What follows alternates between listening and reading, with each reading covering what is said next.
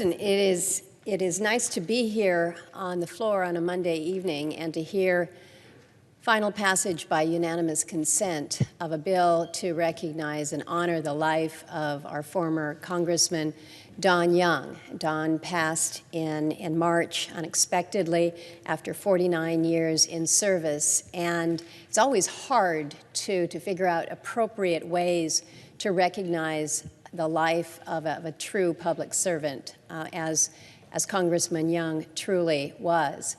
And so the Alaska delegation, Senator Sullivan and myself at the time, really reached out to try to find those ways that might be appropriate means of recognition. And we can name buildings, as we are doing in this legislation, renaming a federal courthouse in Fairbanks after Congressman Young. We can rename institutions, as we are doing in this bill, in recognizing the Alaska Job Corps Center now as the Don Young Alaska Job Corps Center.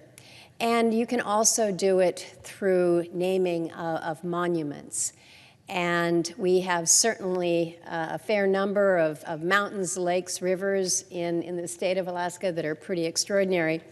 But it just didn't seem appropriate and fitting that a regular mountain should be renamed after the congressman. I had an opportunity to serve with him for many years. For really all of my life, I think he has been my congressman. I've known him in his softer side and certainly in his gruff and more explosive side.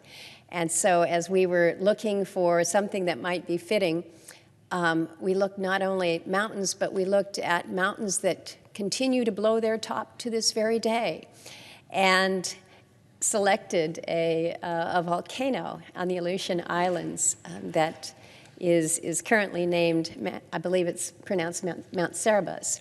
And we have, through this designation, designated this volcano in the eastern Aleutians after our former congressman.